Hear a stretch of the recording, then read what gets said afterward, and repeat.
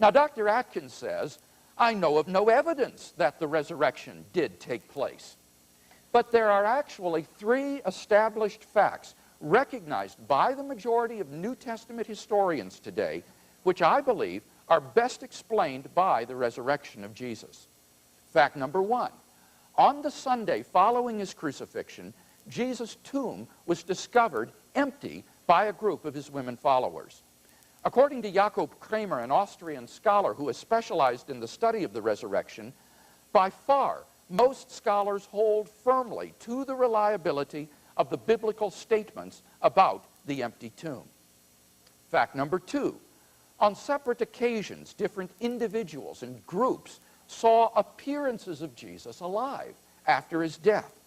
According to the prominent New Testament critic of Vanderbilt University, Gert Ludemann, it may be taken as historically certain that the disciples had experiences after Jesus' death in which Jesus appeared to them as the risen Christ. These appearances were witnessed not only by believers, but also by unbelievers, skeptics, and even enemies. Fact number 3, the original disciples suddenly came to believe in the resurrection of Jesus despite having every predisposition to the contrary. Luke Johnson, a New Testament scholar at Emory University, says, some sort of powerful, transformative experience is required to generate the sort of movement earliest Christianity was. N.T. Wright, an eminent British scholar, concludes, that is why, as an historian, I cannot explain the rise of early Christianity unless Jesus rose again, leaving an empty tomb behind him. There is no plausible naturalistic explanation of these 3 facts. Therefore, it seems to me the Christian is amply justified in believing that Jesus rose from the dead and was who he claimed to be. Dr. Craig,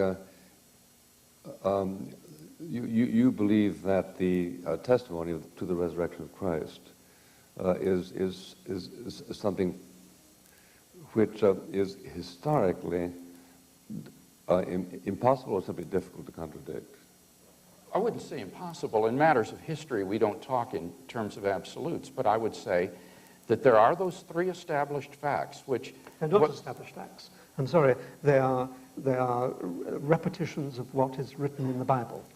Well, insofar as you say that, Dr. Atkins, you disagree with the majority of New Testament historians who say that these facts do belong to the portrait of the historical Jesus. But most of the historians of the New Testament are believers themselves and are desperate for it to be true, and they make it true by assertion. I think that's a very naive view of New Testament criticism They certainly today. cannot prove that it is true.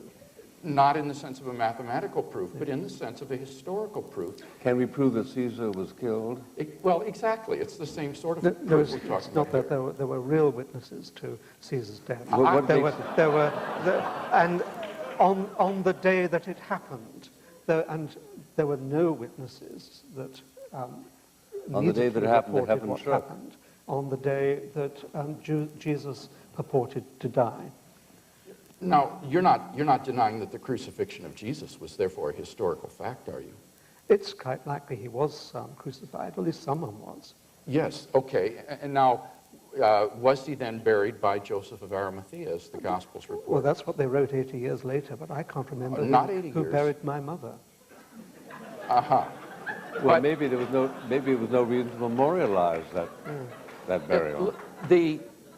I think it's important to understand that the New Testament critics who look at the New Testament are not, as you say, these biased believers desperate to believe in this. German New Testament criticism, which I have done my doctoral work in, is enormously skeptical and enormously influenced by the same anti-miraculous presuppositions that you evinced.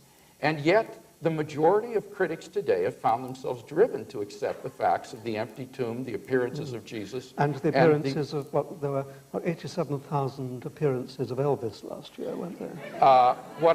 I don't think that... Princess Di, I mean, Yes.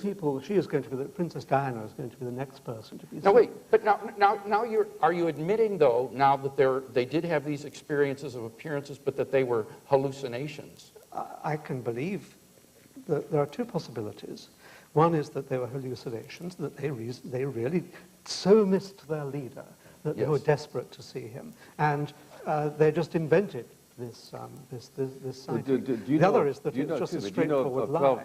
You know 12 people who are prepared to commit their lives to the apparition of Elvis, even to the point of suffering hideous deaths?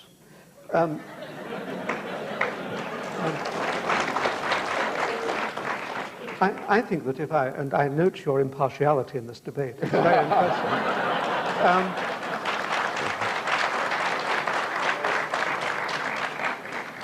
Well, I think that if I took 12 simple fishermen wandering around the banks of Galilee, I think that they would look for something that they could devote their lives to. No, these were simple like folk. Paul. He wasn't one of the 12. But, let me pick on you. That's better. About time, with a real question, too. Why, if everything you say is correct, doesn't the implicit logic of what you say totally command the academic community? Why is there so much skepticism if what you say is, to use his word, so manifestly correct?